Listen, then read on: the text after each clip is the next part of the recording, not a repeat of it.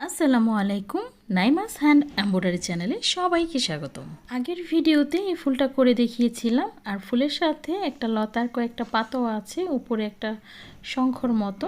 তো আজকে লতা আর পাতাটা করে দেখাবো। লতা পাতা সাধারণত সবুজ রঙের হয়, তবে কালো কাপড়ে সবুজ রঙটা কেন যেন ফোটে না, তাই আমি এই শেডের সুতাটা নিয়েছি। এই সুতাটাতে 3টা কালার আছে। ফুলের বর্ডার লাইনগুলো যেহেতু হোয়াইট কালারের সুতা দিয়ে করেছি, তাই এই শেড সুতাতে যেহেতু হোয়াইট কালার আছে, তাই হোয়াইট কালার দিয়ে এই কাজটা শুরু করলাম। লতাটা আমি হোয়াইট কালার দিয়ে দিচ্ছি। তো কাঁথা স্টিচ করে একটা লাইন করে ফেললাম। এই লতাটা আমি 3 লাইন সেলাই দিয়ে তারপর করব। তো এখন দ্বিতীয় লাইনটা করছি। ওই যে আগের ভিডিওর সেলার মতোই একটু আগ পিস করে নিচ্ছি, একদম বরাবর নিচ্ছি না। প্রথম লাইনের সেলাইটা যে বরাবর গেছে, দ্বিতীয় লাইনটা একটু আগ পিস করে নিচ্ছি। তো এভাবেই 2টা লাইন আমি করে নিয়েছি। প্রথম লাইনটা যেখানে করেছি, দ্বিতীয় লাইনটা কিন্তু তার বাম পাশ দিয়ে করেছি, আর তৃতীয় লাইনটা এখন ডান পাশ দিয়ে করব। তবে দ্বিতীয় লাইনের সেলাইগুলো যেখান থেকে তুলেছি আর যেখানে অফ করেছি, তৃতীয় লাইনের সেলাইটা ঠিক সেভাবেই করব। দ্বিতীয় লাইন আর তৃতীয় লাইনের সেলাইগুলো এক বরাবর হবে, মাঝের সেলাইটা শুধু একটু আগ পিস হবে। এভাবে 3টা লাইন করে নিলেই লতা কমপ্লিট হয়ে গেল। তারপর থাকবে পাতা। তো ভেবেছিলাম পুরো কাঁথাটাই আমি নকশি কাঁথা স্টিচ দিয়ে করব, পাতাগুলো করার ইচ্ছে ছিল। তো এখন ভাবলাম পাতাগুলো আমি ভরাট সেলাই দিয়ে করব। তো যেই ভাবা সেই কাজ, ভরাট সেলাই শুরু করে দিলাম।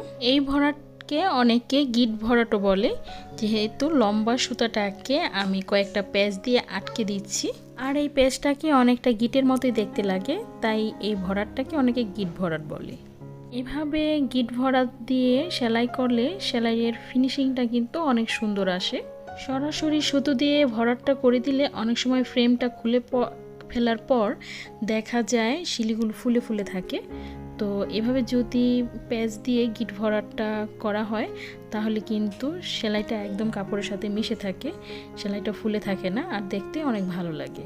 সেলাইটা করার সময়ই খুব ভালোভাবে এটা বোঝা যায় যে আমার সেলাইটা যত বড় হবে, যে পাপড়িটা আমি করছি এখন, যে পাতাটা যদি বড় হতো তাহলে গিটের পরিমাণটা বেশি হতো।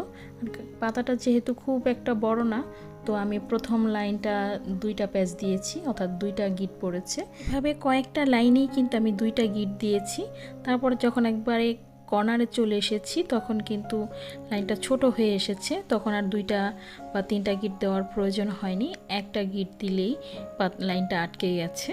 তো এভাবেই আমি পুরো পাতাটা করে নিচ্ছি।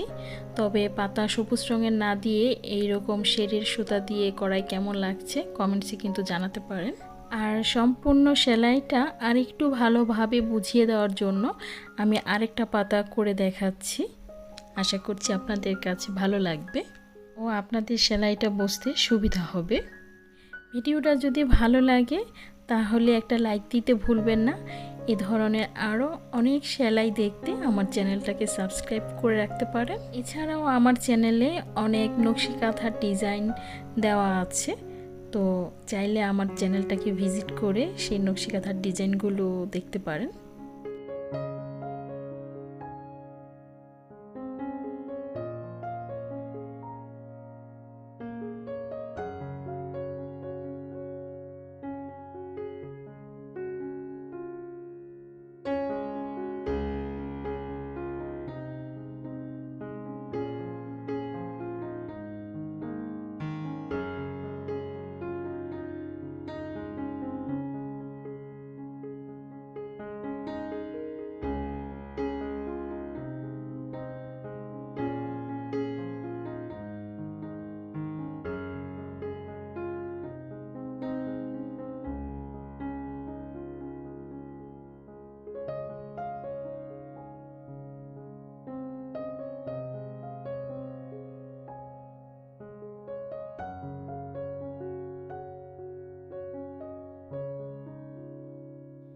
এই তো পাতাটাকে আমি এবার কমপ্লিট করে ফেললাম।